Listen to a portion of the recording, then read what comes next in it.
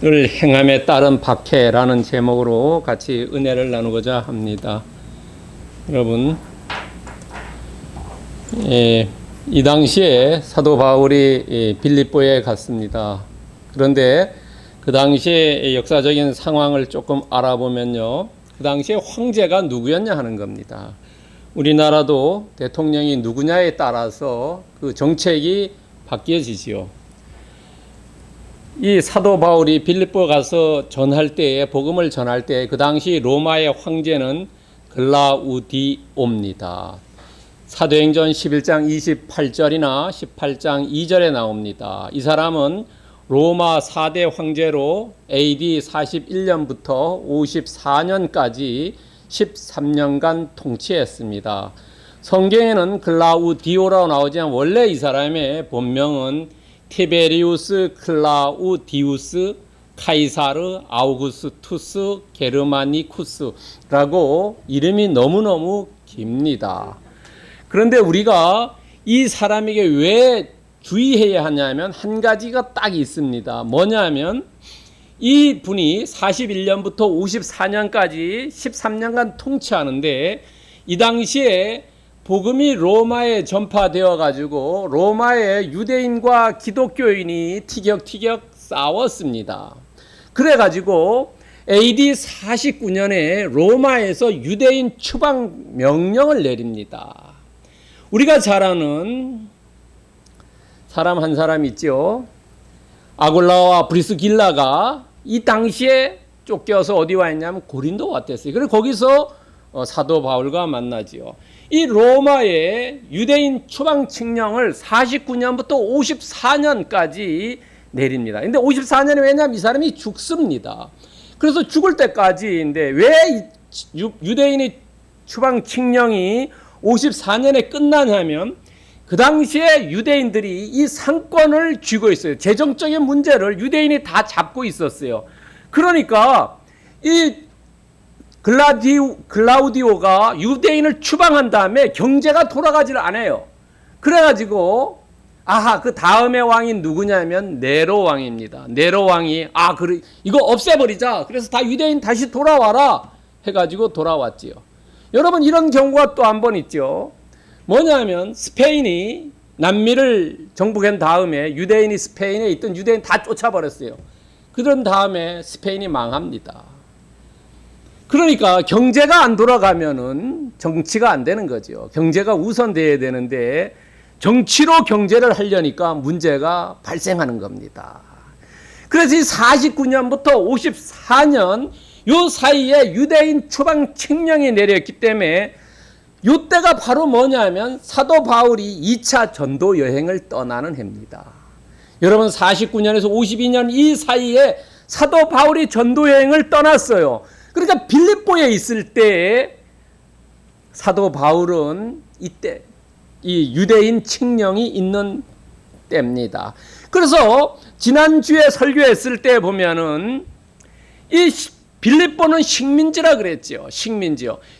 다른 데는 다 식민지라는 단어를 안 썼는데 오직 유일하게 빌립보에만 식민지라는 단어를 썼다고 그랬죠. 그래서 식민지라는 것은 로마 군인이 주둔하고 로마인들에서 세금을 면제시켜주고 그 다음에 뭐냐면 아마 유대인이 이 지역에도 없었지 않았냐. 왜냐하면 유대인에 대한 반감이 있었고 이 같은 식민지이기 때문에 이 사람들도 이렇게 어느 정도 동조한 것이 아니냐는 거예요. 그래서 이 빌립보에는 유대인 회당이 없었다는 거죠. 그러니까 이게 서로가 이렇게 씨줄 날줄처럼 딱 맞아 떨어지는 겁니다. 자, 그런 우리가 이 역사적인 배경을 알고 본문을 한번 보겠습니다. 오늘 16절에 보면은 점치는 이런 이야기를 합니다. 점치는 단어가 나옵니다. 이 원래는 헬라어로 퓨돈이라고 합니다. 퓨돈. 그런데 이 퓨돈을 영어로 얘기한 python인데 이것을 다른 얘기로 영어식으로 발음하면 사이펀입니다. 이것이 요새 그 유명한 그 프로그램 단어로 얘기합니다. 사이번이라는 거예요. 그래서 이것이 원래의 뜻은 퓨돈이라는 말은 뱀을 얘기합니다. 뱀을 얘기하는데 여러분들이 뱀이 그 당시에 살해됩니다. 이게 신화적인 얘기죠. 아폴로 신에게 살해되고 이 사람이 델피에서 이제 이런 사건이 벌어졌는데요. 이 표던 이 죽은 다음에 그 당시에 있던 그 지역에 있던 여자 사제들이 이 단어를 사용합니다. 그래서 그 사람들이 그 단어를 사용했기 때문에 점치는 영이라는 단어의 원래 뜻이 바뀌어집니다. 그래서 점치는 영이라고 이야기합니다. 그런데 오늘 또 이 점치는 사람이 여종이라고 나오죠. 근데 이 여종이라는 것은 헬라어에 보면은 파이디스케인데 이 단어는 그냥 여종이 아니고 어린 소녀를 얘기합니다. 그러니까 점치는 사람이 나이 든 사람이 아니고 아주 어린 아이라는 거예요. 어린 아이요. 여러분 파이디스케라는 이 단어의 의미가 아마 우리나라 얘기로 하면 한 중학생 정도가 아니었냐라고 생각됩니다. 그런데 이 여종이 구원이라는 단어를 사용합니다. 구원은 헬라어로 소테리아인데 구출, 보호, 안전, 구원, 메시아적 구원. 우리는 구원하면은 메시아적인 구원 이것만 생각하는데 그런 게 아니라는 거예요. 이 소테리아는 어디 어려움에 빠진 것을 이렇게 나오는 것도 되고 안전한 것으로부터 불안전해서 안전으로 나오는 이런 모든 어려움에서부터 헤쳐 나오는 것을 이 소테리아라는 단어를 사용합니다. 우리는 구원하면은 보통 영적인 구원이고 하늘나라 가는 그런 것을 얘기하는데 그것만은 아니다는 거예요. 그 다음에 또 단어 하나 장터가 나오는데요. 여러분 장터라는 단어보다는 헬라어로 아고라는 얘기를 많이 들었을 겁니다. 대학 이런 강당 같은 데 보면 아고라는 얘기를 써서 학생들이 모여서 토론하고 이러는 데를 아고라를.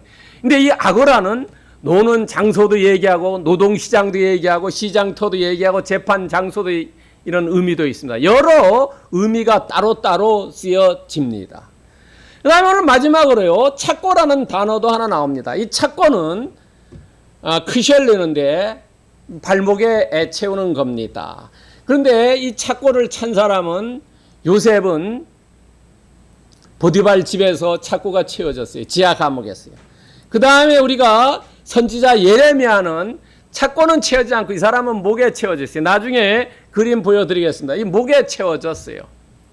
그 다음에 이 착고를 채우고 이런 사람을 오늘날도 이런 말 쓰죠. 간수요. 교도소의 간수라 그러죠. 교도관이라는 얘기도 하고요. 이 간수는 그 당시에 누굴 채용했냐면 퇴역 군인을 채용했다는 거예요. 이래서 이 사람들에게 생계를 보장해주고 이 사람들은 싸울 줄도 알고 충성심이 있기 때문에 이 퇴역 군인을 채용했고 이 퇴역 군인은 죄인의 안전보다는 어떻게 하면 이 죄인들이 도망 못 가게 하는데 신경을 썼다고 합니다. 그러니까 인권보다는 탈옥 방지에 중점을 두었다고 합니다. 자, 착고 아까 제가 말씀드렸는데 착고가 어떠냐면 이렇게 되어 있습니다. 여기에 손에 수갑을 채우고 발에다가 이렇게 놓여 있습니다. 아마 요 사람이 젊은 신라 같고 나이 든 바울 같습니다. 그 다음에요. 착고가 이렇게도 채운 것도 있고 또 하나는 다른 게 보는 사람도 있습니다. 어떠냐면 발도 채우고 손도 채우고 목까지 채웠답니다. 이렇게 해서 이것이 그냥 감옥에 가두는 게 아니라 고문이 됐다는 거예요. 이렇게 해가지고 손발 머리를 목까지 이렇게 딱 해서 했다고 하는 얘기도 있습니다. 어느 게 정확한지는 모릅니다. 그런데 예레미야가 목에 한 착고는 이렇습니다. 우리나라에도 많이 옛날에 조선시대 때 한 사람들 하죠. 목에다가 이렇게 채웠다고 합니다. 그러니까 이것이 지금 보면은 인권적으로 보면 엄청나게 문제가 되는 거지요. 그러나 그 당시에는 인권보다는 도망 못 가게 하는 것이 더 우선되었다고 합니다. 자, 오늘 중요한 구원을 행함에 따른 박해입니다. 사도 바울이 지금 빌립보 가서 구원해 주는 거래요. 어려운 상황에 빠져 있는 사람을 구해 주는데 그 구해 주면 감사한 것이 아니라 오히려 핍박받고 박해받았다는 거죠. 그래서 우리가 오늘 세 가지로 나누어서 보려고 합니다. 점치는 귀신 들린 여정과 바울과 우리 여종 주인들과 로마과는 이렇게 세 개에 나누어서 한번 상고해 보겠습니다. 자, 첫 번째 점치는 귀신 들린 여종입니다. 특별히 17절을 주의해 보십시오. 거기에 보면은 이 점치는 귀신 들린 여종이 하는 대화가 기록되어 있습니다. 이 사람들은 지극히 높은 하나님의 종으로서 구원의 길을 전하는 자라. 이 여종이 사도 바울과 실라와 디모데와 누가에 대해서 하는 얘기입니다. 이 사람들의 네 사람을 이야기합니다. 이 점치는 귀신 들린 여종은 직업은 뭐냐면 점치는 사람이래요. 점을 쳐주는 사람이래요. 오늘날도 점집이 10년 되면 성황이 되지요. 사람들이 올 1년은 운수가 어떠냐 하고 많은 사람들이 점을 칩니다. 또는 선거 때가 되면은 선거에 나가는 사람들이 내가 이번에 어떻게 되는지 알고 싶어서 점치는지요. 그 다음에 상태는 귀신 들렸다는 거예요. 제정신이 아니라는 겁니다. 그 다음에 신분은 여종이라는 거죠. 이 점치고 귀신 들린 여종은 자기 뜻으로 하는 게 아니라 이 종이기 때문에, 노예이기 때문에 돈벌이 수단이라는 거죠. 그러니까 주인이 앵벌이 시켰다는 겁니다. 돈 많이 벌여와라. 앵벌이래. 그리고 이 점치는 귀신 들린 여종은 오늘 보면은 소리를 질러요. 17절에 보면 소리 질렀다. 이 귀신들은 예수님을 잘 알아본다는 거죠. 영적으로 알아본다는 거죠. 여러분요. 누가복음 4장 13절 14절에 보면은 거기도 귀신 들린 사람 나와요. 예수님이 가니까 소리 막 지릅니다. 8장 누가복음 8장 28절에도 보면은 막 소리 질러요. 왜냐하면 영적으로 안다는 거죠. 귀신이 예수님이 오는 걸 알고 소리 막 지릅니다. 여기 지금 사도 바울이 영적으로 충만된 상태이기 때문에 안다는 거죠. 여러분요. 귀신은 알아본다는 겁니다. 만약에 소리 지르지 않았다라면 아마 사도 바울이 영성이 조금 내려가 있지 않았나 하는 생각도 듭니다. 근데 이 귀신 들린 여종은 그래도 이 사도 바울이 왔다 갔다 하는데 계속 따라다니면서 이야기하는 거죠. 사도 곁에 가서 번거롭게 했다는 거죠. 여러분. 우리가 세상이 바쁘다 하더라도 정말로 교회를 멀리 떠난다든가 영적인 생활을 게으르게 하면은 구원받는 것으로부터 멀어지는 거죠. 우리가 늘 말씀을 읽고 기도하고 예배를 귀하게 여겨야지, 그렇지 않고 내일이 바쁘다 해서 자꾸 멀어지면은 구원받는 것으로부터 멀어진다는 거죠. 이 여종이 만약에 사도 바울과 만나지 않고 사도 바울과 따라다니지 않았다면은 이 사람은 구원받을 수 없었죠. 영원히 그냥 앵벌이 역할밖에 못했다는 거죠. 여러분, 구원의 첩경은 계속 예배를 잘 참석하고 말씀을 읽고 기도를 열심히 하는 것이, 그것이 구원의 첩경이라는. 그렇다고 내일을 내팽개치는 거 아니죠. 내일도 열심히 하면서 우리가 영성 생활에 최선을 다해야 된다는 거죠. 누가복음 18장 5절에 보더라도 정말로 구원받은 사람이 계속 가서 몇 번이고 가서 이야기하지요. 그럴 때 구원받는 거지요. 우리가 기도하는 것도 한두 번 해서 안 되는 것도 있지만은 계속 얘기하고 기도하면은 이루어지지요. 끈질기게 하는 것이 중요하다는 거예요. 오늘 보면은 그렇게 계속 이게 했다는 겁니다. 여러분, 또 하나는 점치는 귀신 들린 여종인데요. 그러면 오늘날 우리는 다 온전한 상태지요. 그런데 우리도 정말 귀신 들렸다는 귀신이 뭐냐 하는 거래요. 오늘날 귀신은 뭐냐 하는 겁니다. 오늘날 귀신은 돈이라는 거죠. 여러분, 세상에 사람들이 살인이 나고 친구 사이가 멀어지고 형제지간이 멀어지는 게 뭐 때문에 멀어집니까? 다 돈 때문에 멀어지는 거죠. 이 돈이 오늘날로 얘기하면 귀신이라는 거예요. 이 점치는 귀신 들린 여종이 잘못하면은 내가 돈 하다 보면은 내가 돈 귀신에 쓰였다는 거죠. 돈 귀신에 쓰여가지고 살인을 하고 사기를 치고 도적질을 하는 거라는 거죠. 여러분 디모데전서 6장 10절에 보면은 돈은 일만하게 뿌리라는 걸 말씀하지요. 모든 원인이 우리가 겉으로는 표면적으로는 그렇지 않은데 가장 깊숙이 들어가 보면은 그 안에 내면적인 문제는 전부 돈 문제라는 거지요. 우리는 이 돈 귀신으로부터 빠져나와야 된다는 거죠. 우리가 같이 해둘 것은 예수 그리스도 그분이 먼저고 그 다음에 문제지요. 근데 이것이 수단과 목적이 바뀌어질 때는 거기에 어려움이 나타나고 삶이 찌그러들기 시작한다는 거죠. 우리가 우선순위와 수단과 목적 이런 것들을 잘 정립해 놓을 필요가 있다는 겁니다. 여러분, 오늘 이 점치는 귀신 들린 여종은 구원을 받았어요. 누가복음 18장 5절에 보면은 나를 번거롭게 하니 늘 와서 괴롭게 한다.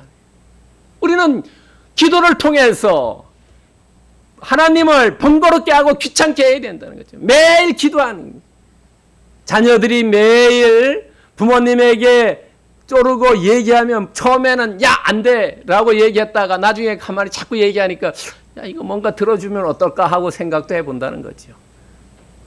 계속 여러분 모임 같은 데 나올 때도 한두 번 해서 전화해서 하면 안 나간다 그러죠. 계속 전화하면 아이씨 전화해 미안해서도 나가고 이러죠. 귀찮게 하는 거, 번거롭게 하는 거, 이거 필요하다. 그래 구원 받는 거죠. 우리가 예배당에도 늘 나와서 기도해야 된다. 그리고 우리가 오늘날 귀신, 이 돈 귀신에 너무 쓰이면 안 된다는 거죠. 그것이 최고가 되고 예수님보다 먼저 가고 수단과 목적이 바뀌어지면 안 된다는 거죠. 그래서 히브리서 13장 5절에 보면 있는 바를 족한 줄 알으라는 거죠. 내가 최선을 노력하고 그만큼 받으면 그거로 족해야지 더 하면은 문제가 일어나는 거죠. 여러분, 내가 그렇다고 내가 열심히 노력하지 않고 가만히 감 떨어지기만 기다리는 게 아니라 내가 열심히 노력하면서 그거에 대해서 만족하라는 거죠. 그렇지 않고 나는 열흘 일하면 20, 30을 바라면 문제가 있다는 거죠. 사기를 쳐야 되고 도둑질을 해야 되고 배임을 해야 되고 이런 문제 일어난다. 그래서 우리는 정말로 이 오늘날 돈귀신으로부터 떨어져 나와서 우리가 필요로 하는, 우리가 믿고 의지하는 그리스도, 예수 그리스도에 의탁하고 예수 그리스도를 믿고 내가 주어져 있는 거, 나한테 주어져 있는 사명과 소명, 그것을 귀한 줄로 알고 있는 것을 족한 줄로 아는 그런 삶을 살아라는 겁니다. 두 번째는 바울과 우리입니다. 바울과 우리는 18절을 보시기 바란다. 18절에 보면은 바울이 이야기합니다. 와서 이 귀신 들린 여종이 자꾸 귀찮게 굴어요. 그러니까 한두 번이 아니고 기도처 갈 때마다 와서 귀찮게 합니다. 아침마다 귀찮게 합니다. 여러분 누가복음 18장 5절에도 했죠. 계속 가서 재판장한테 귀찮게 하니까 어떻게 돼요? 내가 저 사람 얘기 안 들어주면 내일 또 오겠다 해가지고 들어주죠. 그러니까 바울도 그랬어요. 바울도 실라와 누가와 디모데 4명이 내일 다 같이 다니는데 계속 와서 그러니까 야 바울이 저거 안 들어주면 안 되겠다 해서 뒤에 어떤 이런 어려움이 올 걸 알지만은 예수 그리스도 이름으로 내가 명하노니 그에게서 나오라라고 귀신에게 명령하지요. 여러분, 이 바울은 뒤에 일어나는 일, 엄청난 일이 올 거를 알지만은 이 여종, 앵벌이하는 여종 너무 영혼이 불쌍하다는 거죠. 여러분요, 우리가 그럴 때가 있지요. 정말로 도와주고 싶지 않은데 그 영혼 그 자체가 불쌍해가지고 도와줄 때가 있죠. 사도 바울은 정말로 한 사람 한 사람의 그 영혼, 그걸 귀하게 여긴 측은지심을 소유했다는 거죠. 여러분, 우리가 돈이 많다고 해서 많이 도와주는 것도 아니고 돈이 없다고 해서 도와주지 않는 것도 아니래요. 그 사람이 심정이 어떠냐, 심령이 어떠냐에 따라서 도와주고 도와주지 않지요.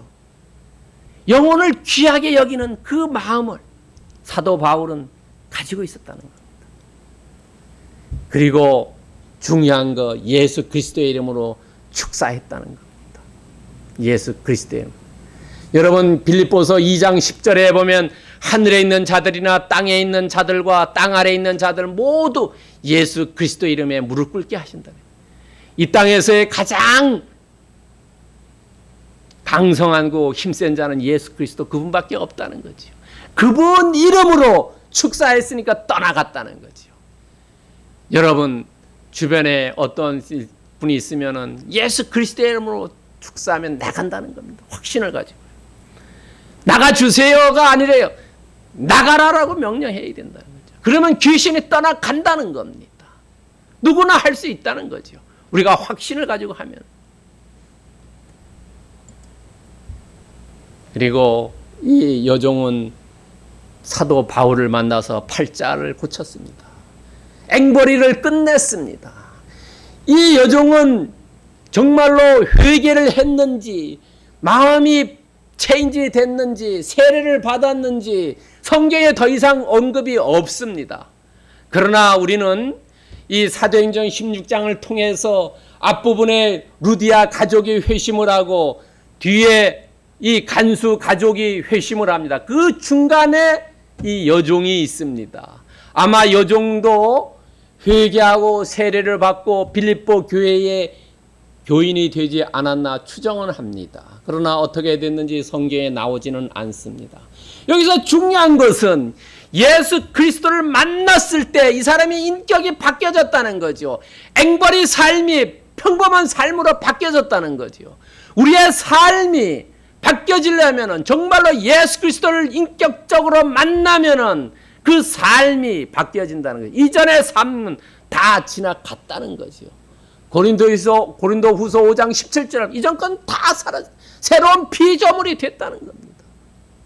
여러분요, 나의 삶이 바뀌어지기를 원하고 내가 새로 피조물이 되기를 원한다면 우리는 그리스도를 정말로 회심하고 다시 한번 만났을 때, 인격적으로 만났을 때 변화가 일어난다는 거죠. 옛날에 만난 게 아니죠. 계속 우리가 만나고 계속 새로워져야 되죠. 우리의 겉모습은 날마다 어떠해집니까? 늙어가지요. 그러나 우리의 속사람은 새로워져야 된다는 거죠. 마음은 새로워져야 된다. 그것이 어떻게 새로우나? 그리스도를 만날 때 새로워진다는 겁니다.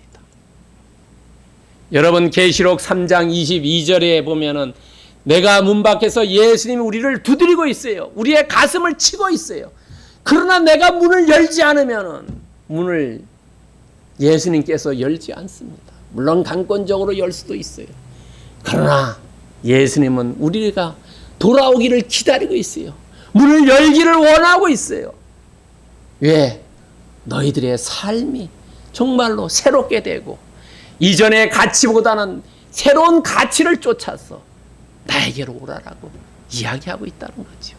그러나 우리는 우둔하고 둔감해서 예수님의 미세한 음성, 우리 주변을 통해서 들려주시는 그 환경을 우리는 눈치를 못 채는 거죠. 그냥 지나는 거죠. 그렇기 때문에 우리는 늘 기도와 말씀으로 우리의 영성이 민감해져서 예수님께서 사람을 통한다든가 환경을 통한다든가 꿈을 통한다든가 이런 환상을 통해서 우리에게 말씀해 주는 그것을 가슴을 열고 받아들이고 그 길로 가야 된다. 오늘 여종처럼 사도 바울이 이 얘기했을 때 이 사람이 변한 것처럼 우리의 삶도 이렇게 바뀌어져야 한다는 겁니다. 세 번째는 여종 주인들과 로마 관원입니다. 여러분 19절부터 20절 보면은요, 여기에 이 여종의 주인들입니다. 아마 이 앵벌이 여종을 한 사람이 소유한 게 아니라 여러 사람이 같이 소유한 것 같아요. 그래 19절에 보면 여종 주인들이라고 나옵니다. 복수가 나옵니다. 그러면서 얘기하는 게, 아니 지금 내가 이 여종 앵벌이를 통해서 돈을 많이 벌었는데 사도 바울이 와가지고 돈을 못 벌게 이 사람을 평범하게 시켜줬으니까 이제부터는 점을 못 치는 거죠. 왜? 귀신이 떠나갔으니까. 보통 사람 되었어요. 그러니까 화가 났지요. 여러분 생각해 보세요. 돈 버는데 돈을 못 벌게 해 보십시오. 얼마나 화가 났겠습니까? 그래가지고 이 사람들이 음모를 꾸몄어요. 어떤 음모를 꾸몄냐면요. 이 사람들이 유대인인데 우리 성을 심히 요란하게 하여 로마 사람인 우리가 받지도 못하고 행하지도 못할 풍속을 전한다. 여러분, 이 주인들은 정말로 본인들이 잘못한 것을 기억을 못합니다. 여러분, 본인 자신을 아는 것이 중요한데 그거를 잘 하기가 어렵지요. 주인들도 똑같았어요. 본인이 앵벌이하고 사람을 비인격적으로 돈벌이 수단에 쓰는 그런 것을 자기들은 고치지 않고 오히려 남 탓하는 겁니다. 자기들의 이 사업을 싹 이렇게 고치는 겁니다. 공익 사업하는 것처럼요. 여러분, 정말로 사람들이 하는 걸 잘 봐야 합니다. 겉모습은 그럴듯한데 뒷모습 보면 전혀 다르다는 거지요. 앞에서는 딸랑이처럼 딸랑딸랑 하다가 뒤돌아서선 뒷담하는 거랑 같습니다. 그런데 이 사람들이, 주인들이 세 가지를 이야기합니다. 바울과 실라를 모함합니다. 네 사람 중에 두 사람만 잡아갑니다. 누가와 디모데는 잡아가지 않습니다. 누가는 헬라 사람이고 디모데는 반은 헬라 반은 유대인이죠. 오직 유대인은 바울과 실라 두 사람밖에 없습니다. 그런데 이 사람들이 선전선동하는데 어떻게 선전선동했냐면 첫 번째 반유대인 정책을 얘기합니다. 여러분, 글라우디오 황제일 때 49년에부터 54년까지 유대인 로마에서 다 추방했다지요. 그러니까 이 빌립보 식민지에서도 야, 우리도 저쪽에 사는데 우리도 같은 식민지니까 동조하자. 야, 얘네들 유대인이다. 이 마을에서 쫓아내야 된다는 거죠. 반유대주의로 선동해요. 두 번째는 민족주의를 들고 나옵니다. 우리가 로마 사람인데 저것들이라고 합니다. 우리가 로마 사람이라는 것이 민족주의로 얘기합니다. 그 다음에 세 번째는 우리가 받지도 못하고 행하지도 못할 풍속을 전한다. 야, 이 풍속 이상전에 우리 정부와 다른 거야. 이렇게 얘기해요. 오늘날이나 과거나 비슷합니다. 선전선동하는 거 비슷합니다. 너무나 닮아 있어요. 반유대주의, 민족주의, 반정부주의로 선전선동합니다. 이래서 이 사람들을 어떻게 해요? 불법으로 데려와가지고 옷을 찢어가지고 등짝을 막 때리고 이러죠. 왜 등짝을 때렸냐면 그 바울과 실라에게를 길을 꺾는 것도 있지만 동조자들에게도 동조 못하게 하기 위해서 그럽니다. 여러분, 공개 처형하는, 요즘은 그렇지 않지만 외국에는 그러기도 있죠. 사형시키고 공개 처형하고 이러는 거예요. 동조자들이 동조 못하게 하기 위해서 그런 겁니다. 옛날이나 지금이나 거의 비슷합니다. 그리고 재판도 없이 차고에 채워 투옥해버렸어요. 깊은 곳에 했어요. 아마 지하 감옥이 아니냐는, 햇빛도 안 들어온 지하 감옥에 했다는 거죠. 오늘 이 여종 주인들과 그것에 동조한 로마 관원들은 뭐냐면, 로마 관원들은 어때요? 무사한 일, 내가 있을 때 아무 탈 없이 그냥 잘 지나고 월급만 받으면 돼 하는 무사한 일과 보신주의에 이 사람들은 있다는 거죠. 죄인의 인격은 관련 없고 온전히 잘 붙잡아야 놓기만 하면 된다는 거죠. 과거나 지금이나 거의 차별이 없죠. 그래서 이 바울과 실라는 어땠냐면 무건 수행했다는 거예요. 여러분, 억울하게 구인되고 선전선동을 해서 학대받고 재판 없이 차고에 채워져서 지하 감옥에 투옥됐지만은 사도 바울은 아무 말도 안 했다는 거죠. 무건 수행했다는 거예요. 예수님도 십자가에 달려서 돌아가실 때 아무 얘기도 안 하지요. 조롱받을 때도 아무 얘기도 안 했다는 거예요. 이사야서 53장 7절에 보면은 예수님의 그 말씀 얘기하지요.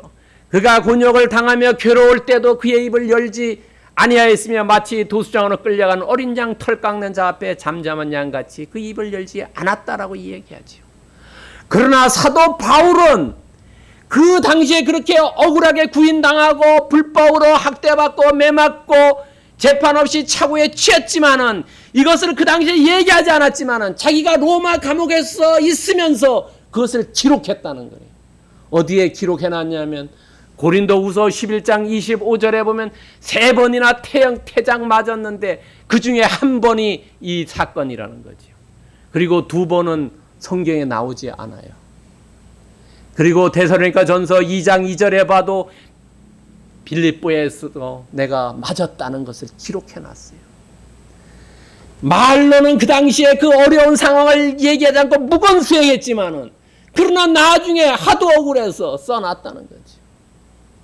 여러분, 복음을 전하는 것이 내가 이렇게 측은지심 가지고 이렇게 구해줬지만은 그 대가가 너무나 컸다는 겁니다. 그래서 우리가 억울함을 당할 때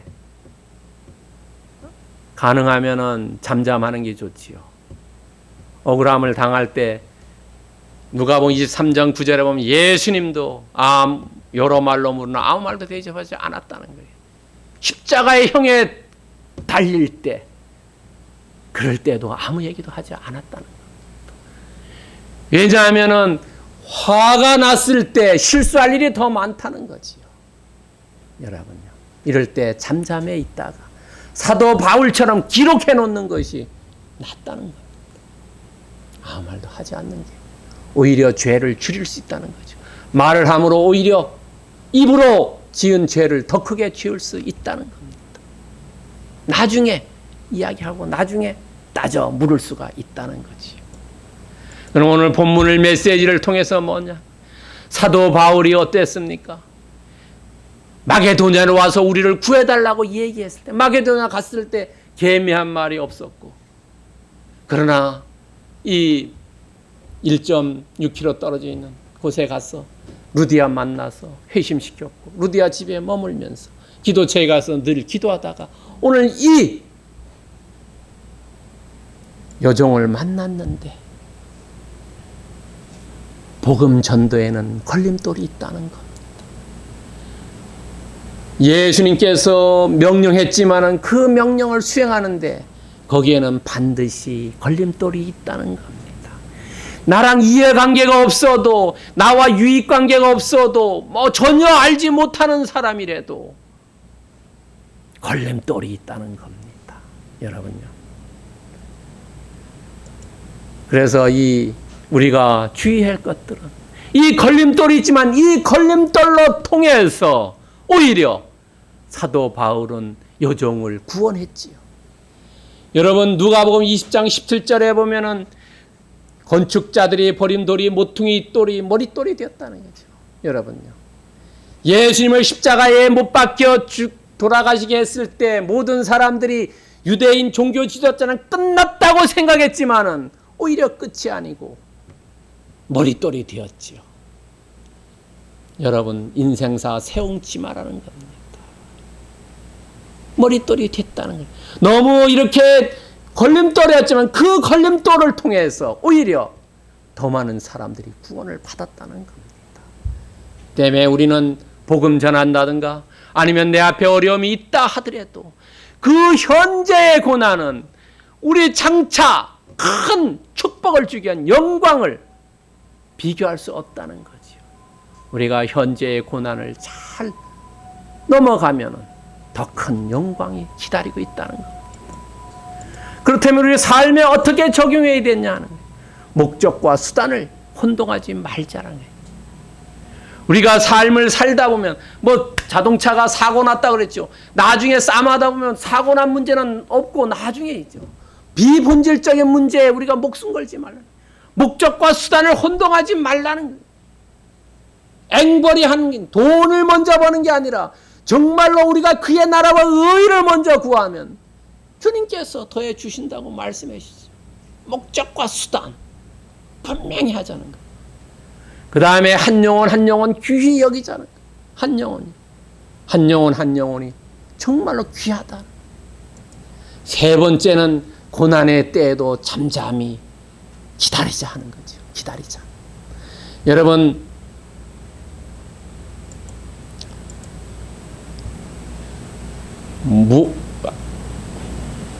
하박국서 3장 17절에 보면 어땠어요? 무화과 나무가 무성치 않아도, 포도나무 열매가 없어도, 감람나무 소출이 없어도, 밭에 먹을 것이 없어도, 우리의 양이 없어도, 요양간이 없어도 내가 기뻐한다 하는 거예요. 왜냐하면 예수님께서 끝까지 우리를 함께 주신다고 말씀하셨지. 다른 것이 다 없다 하더라도 우리가 솟아날 수 있지만 예수 그리스도 그분을 버리면은, 떠나면은 우리는 솟아날 데가 없다는 거지요. 여러분, 그 당시에 어떻습니까? 무화과 나무라든지 포도나무라든지 감람나무는 과일의 대표적인 수종들이래요. 그리고 그 당시에는 농사 짓는 것보다가 대부분의 창세기 보면 다 유목민들이죠. 양하고 소가 없으면은 그 사람은 완전히 파산났습니다. 먹을 게 없어요. 그러나 그리스도 그분 한 분으로 나는 기뻐한다 했죠. 예수님이 우리를 끝까지 책임져 주신다는 거예요. 세상 끝날까지 너와 함께 하겠다. 어떨 때 목적과 수단을 혼동하지 말고 정말로 주위 사람들을 귀하게 여기고 하나님을 귀하게 여기고, 그리고 어려울 때도 잠잠히 하나님의 손길을 기다리는 그런 사람에게는 내가 너를 도와준다라고 말씀하고 계세요. 오늘 예배에 나온 모든 분들은 정말로 힘들고 어려운 삶을 다 누구나 살고 있어요. 사람이 그것이 크고 작을 뿐이지, 많고 적을 따름이지, 다 어렵습니다. 그러나 우리는 오늘 말씀대로 여호와 하나님을 즐거워하며 끝까지 우리를 책임져 주시는 그분으로 인해서 우리가 절망과 절정하지 말고 희망과 소망을 가지고 하나님께서 우리를 건져 주시겠다는 그런 희망을 가지고 사시기를 그리스도의 이름으로 축원드립니다.